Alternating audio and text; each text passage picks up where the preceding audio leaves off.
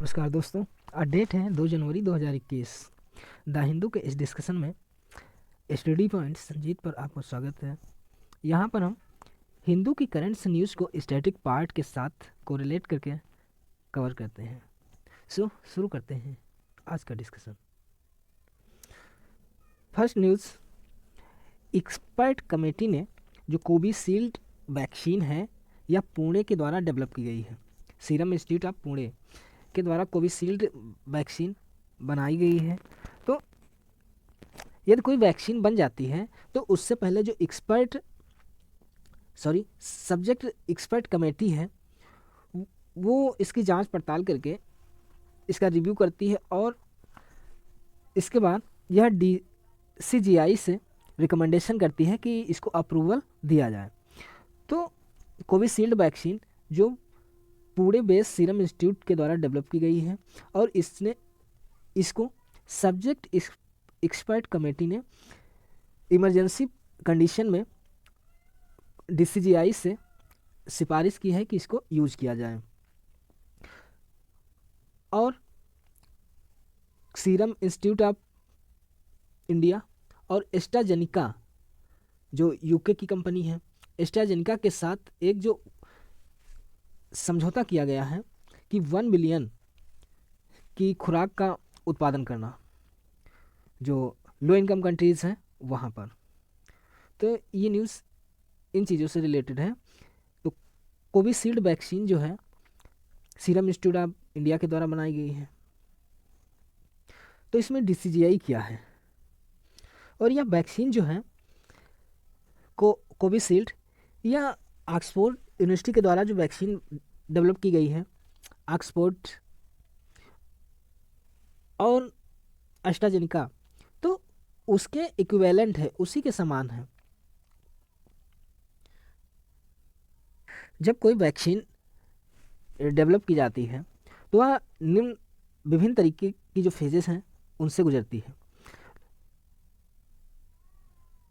पहली फेज में exploratory stage आती है जहाँ पर इसका रिसर्च वगैरह किया जाता है, यानी उसके बाद प्री क्लिनिकल स्टेज आती है। प्री क्लिनिकल स्टेज में यह लोगों में, यानी जो लोग होते हैं उन पर इसका प्रयोग किया जाता है, छोटे लोगों पर यानी कम संख्या में। फिर आता है क्लिनिकल डेवलपमेंट। इस स्टेज में जो वैक्सीन है यानी 10 से 20 जो लोगों का समूह है और फिर इससे ज़्यादा लोगों पर इसको आजमाया जाता है। उसके बाद रेगुलेटरी रिव्यू एंड अप्रूवल किया जाता है। यदि वैक्सीन क्लिनिकल डेवलपमेंट स्टेज से सही पाई जाती है तो उसका रेगुलेशन किया जाता है, उसकी समीक्षा की जाती है, फिर उसे DCGI के द्वारा अप्रूवल दे दिया जाता है। और जब यह रेगुलेटरी और रिव्यू में अच्छा पाया जाता है तब इसकी मैन्युफैक्चरिंग की जाती है, इसका उत्पादन किया जाता है। और जब उत्पादन होता है तो इससे क्वालिटी कंट्रोल किया जाता है, यानी गुणवत्ता पर नियंत्रण किया जाता है। तो ये वैक्सीन इन 6 स्टेट से गुजरती है। और जो वैक्सीन बनाई जाती है, वैक्सीन 3 प्रकार के वायरस का प्रयोग करके बनाई जा सकती है। पहली डेड वायरस, दूसरी जीवित वायरस और तीसरी कमज़ोर वायरस। वैक्सीन क्या है? वैक्सीन जब किसी व्यक्ति को इंजेक्ट कर दी जाती है तो उसके शरीर में उस वायरस के एगनेस्ट में एंटीबॉडी का निर्माण कर लेती है। इस तरीके से शरीर को प्रतिरक्षा प्रदान हो जाती है। नेक्स्ट न्यूज़ है, farmers threaten to step protest. तो ये किसान लोग प्रोटेस्ट कर रहे हैं। ये एग्ज़ाम की पॉइंट ऑफ व्यू से इम्पोर्टेंट नहीं है, लेकिन यहाँ जो प्रोटेस्ट है वो कॉन्स्टिट्यूशनल एंगल के अकॉर्डिंग जो आर्टिकल 19 है उससे रिलेटेड है। तो according to the Indian constitution, भारतीय संविधान के अनुसार 6 तरीके के मौलिक अधिकार प्रोवाइड कराए गए हैं, जिनमें है आर्टिकल 14 से 18 समता का अधिकार, 19 से 22 स्वतंत्रता का अधिकार, 23 से 24 शोषण के विरुद्ध अधिकार, और 25 से 28 धर्म की स्वतंत्रता का अधिकार।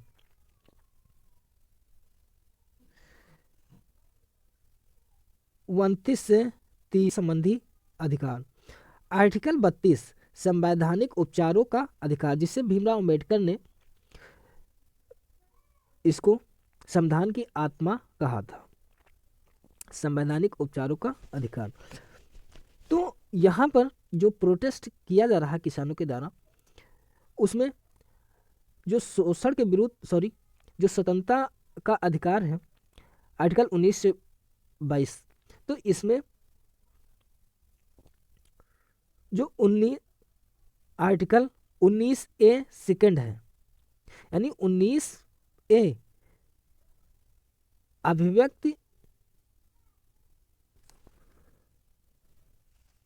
भाषा व अभिव्यक्ति से संबंधित है, लेकिन 19A सेकंड, 19A सेकंड यह शांतिपूर्वक यानी बिना हथियार रखे हुए प्रोटेस्ट करने का जो मौलिक अधिकार है वो प्राप्त है।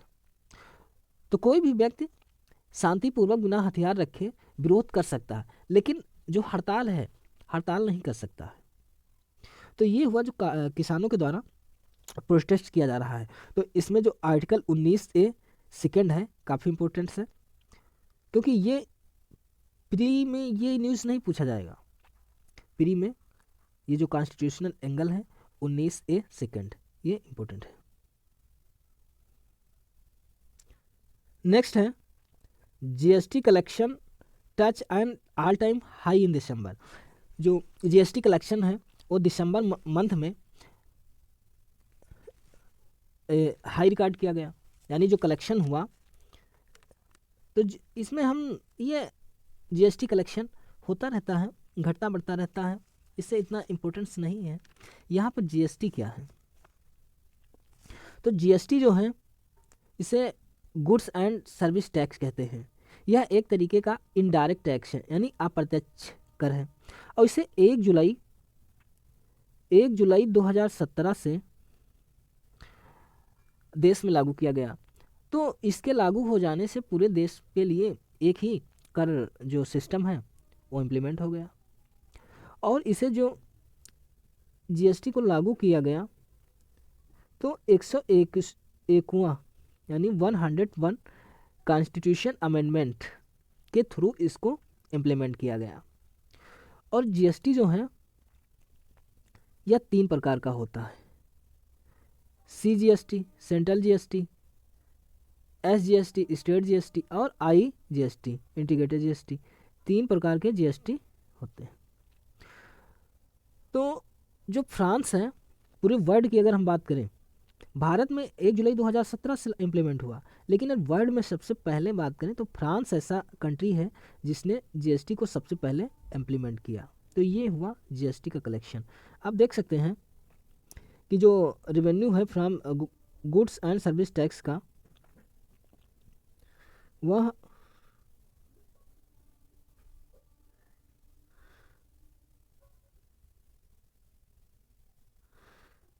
Goods and service around in December 2020 collection 1,15,074 crore, यानी 12% हायर देन जो ईयर, एक ईयर पहले की अपेक्षा 12% की जीएसटी कलेक्शन में बढ़ोतरी हुई है। तो ये सब ज़्यादा इंपॉर्टेंस नहीं है। नेक्स्ट न्यूज़ है Orissa CM pitches for international airport at Puri, यानी जो चीफ मिनिस्टर उड़ीसा के हैं, उन्होंने अंतर्राष्ट्रीय जो हवाई अड्डा है उसे पुरी में बनाने के लिए रिकमेंड किया। तो यहाँ ये इम्पोर्टेंस नहीं है, यहाँ पर हम उड़ीसा के बारे में, उड़ीसा के सीएम नवीन पटनायक हैं और इसकी राजधानी भुवनेश्वर है। उड़ीसा में चंद्रभागा बीच, सूर्य मंदिर आदि स्थित है। तो ये हुआ।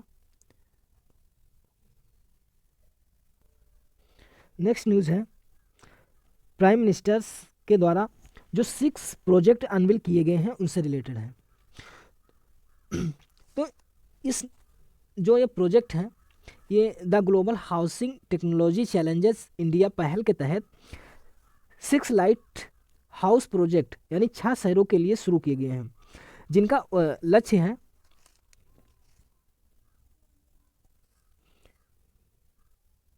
एक वर्ष में 1000 घर बनाना। तो जिन 6 शहरों में, उनमें इंदौर, राजकोट, चेन्नई, रांची, अगरतला और लखनऊ हैं। इन शहरों में 12 महीने में 1000 घर बनाने का एम रखा गया है। और यह जो एम है the global housing technology challenges India पहल के तहत शुरू किया गया है। जो इसमें टेक्नोलॉजी अपनाई जाएगी वो इससे पहले जो कंस्ट्रक्शन प्रैक्टिसेस हैं वो फ्रांस और जर्मनी के द्वारा इससे पहले अपनाई जा चुकी हैं।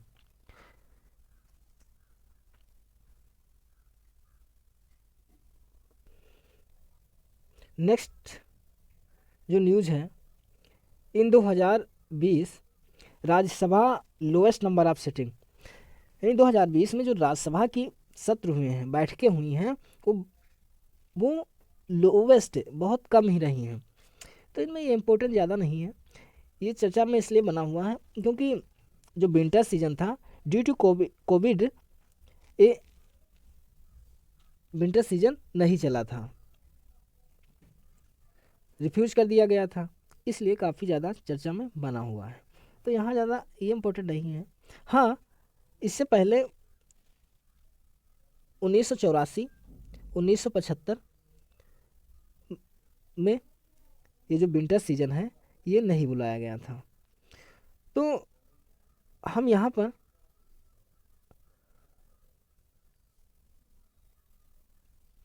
जो राज्यसभा यानी संसद होती है, पार्लियामेंट, राज्यसभा व लोकसभा से मिल राज्यसभा, लोकसभा और प्रेसिडेंट से मिलकर बनी होती है।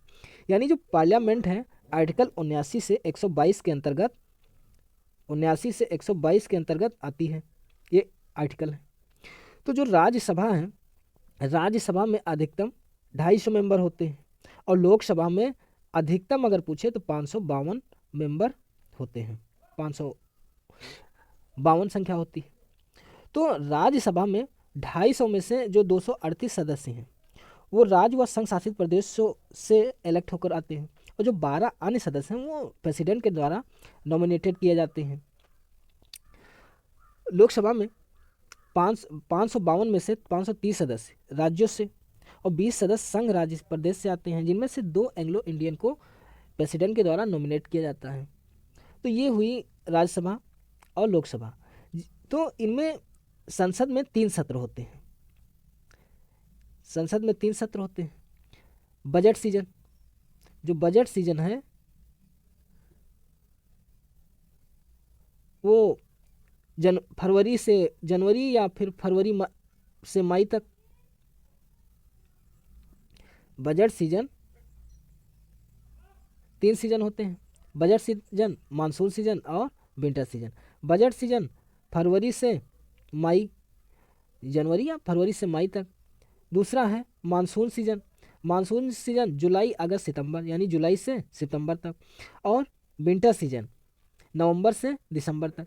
तो जो विंटर सीजन है वो हाल ही के दिनों में रिफ्यूज कर दिया गया था, नहीं बुलाया गया था। इससे पहले भी 1985, 1979 में विंटर सीजन नहीं हुआ है। तो ये रहा स्टैटिक पार्ट।